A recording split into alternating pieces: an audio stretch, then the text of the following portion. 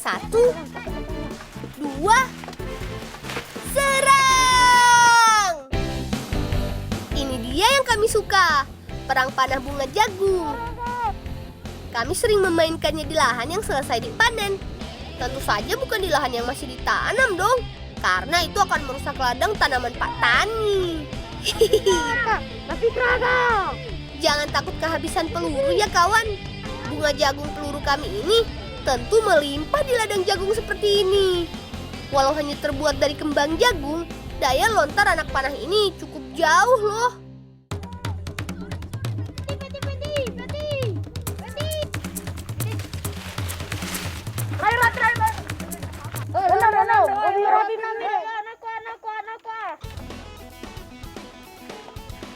Yeay, kami menang. Musuh berhasil kami tekuk dan menyerah.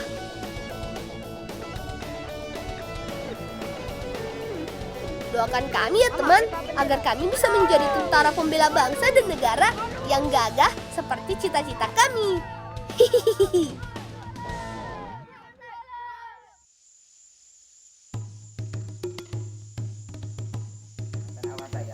Kuda merupakan ternak andalan di desa kami. Banyak manfaat dari hewan ini.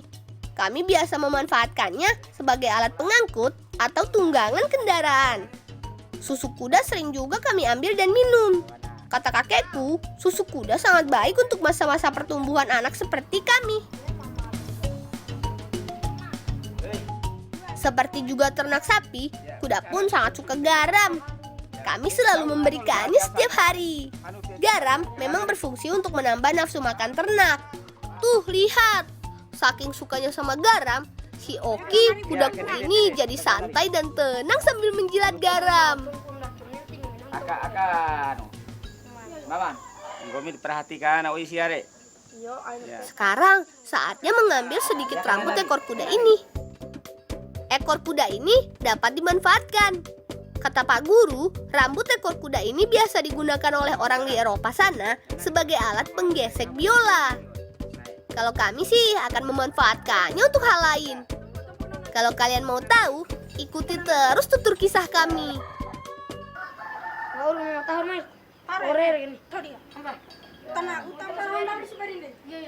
Anto itahar, terima kasih. Yuk sama-sama boleh. Yo, Dia melatih dia melangkah bir betul. yo. Nari-nari bo, aku sorry batu kotu jauh sih.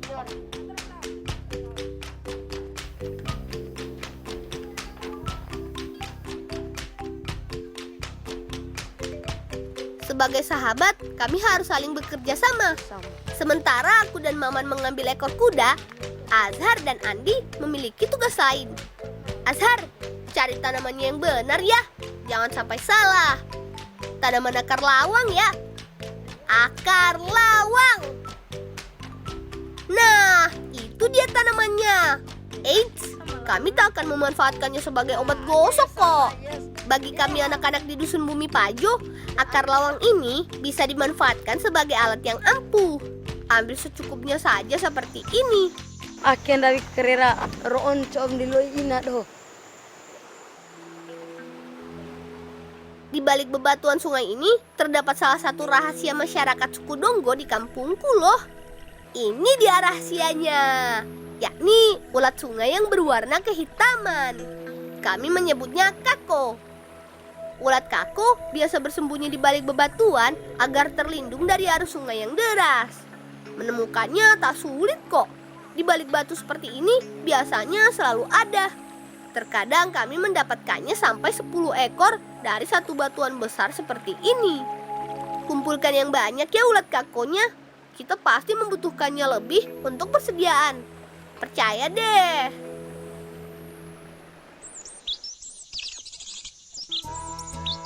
Nah, semua perlengkapannya sudah terkumpul. Sekarang saatnya merakit dan merangkai semua bahan ini untuk dijadikan alat yang ampuh untuk memancing.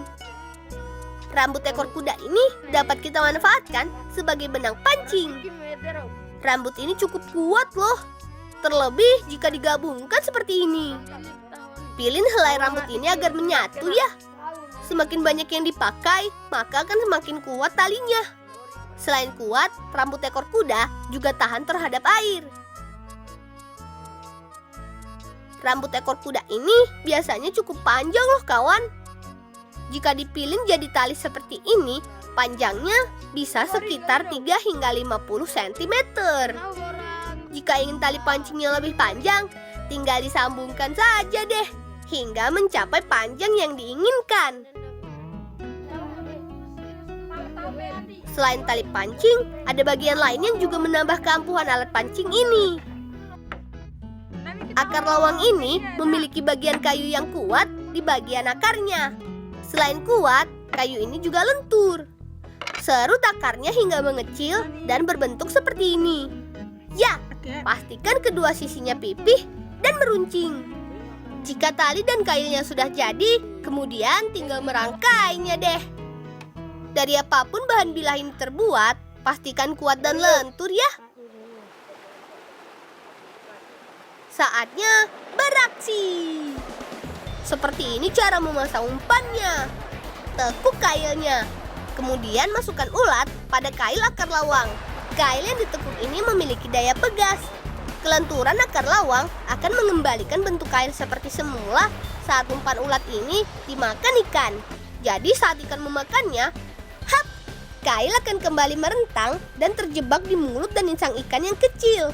Ikan pun tak bisa lolos lagi. Lor pasang no kakak nembe. Pulang, pasang tahap pulang. Lor pulang, lor. Kita uji keampuhannya ya.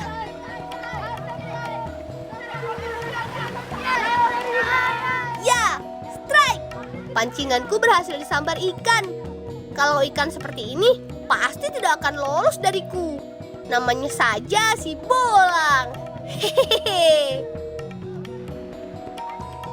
Kami menyebut ikan ini Utaka iha. Kalian mungkin lebih mengenalnya dengan sebutan ikan nila. Dalam bahasa kami, Kaiha berarti perusak. Jadi Utaka iha berarti ikan perusak. Entahlah mengapa dinamakan demikian. Yang jelas, kata Pak Guru, ikan ini termasuk ikan perairan yang ganas. Ikan yang berasal dari benua Afrika ini dapat berkembang pesat. Padahal menurut cerita kakekku, sebelum hadir ikan ini di sungai, banyak sekali jenis ikan asli.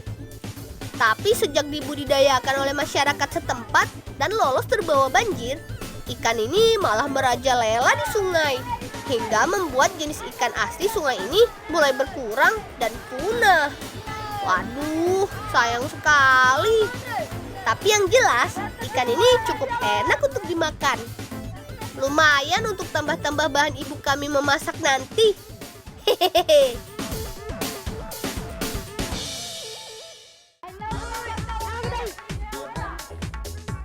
Di kampungku banyak terdapat tanaman kunyit. Tanaman ini sengaja ditanam ataupun tumbuh liar di tepian ladang kami. Nah, ini dia tanamannya. Kunyit merupakan tanaman keluarga jahe-jahean. Umbinya juga dapat dimanfaatkan untuk berbagai kebutuhan. Kata Pak Guru, tanaman ini merupakan tanaman asli Asia Tenggara. Memarau kire. Hidau dan aude teh. Hampir setiap orang Indonesia, India, dan orang Asia pada umumnya memanfaatkan tanaman ini sebagai bumbu masak. Bagian tanaman kunyit yang dimanfaatkan adalah umbi akarnya. Kami punya cara agar umbi kunyit tak rusak saat dicabut. Ya. Tilu alaja. Masara rawi ngomire. Ngari pinggir kendak yosi.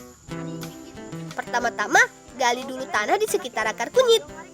Kalau sudah gembur, baru deh tanaman ini dicabut keluar tanah.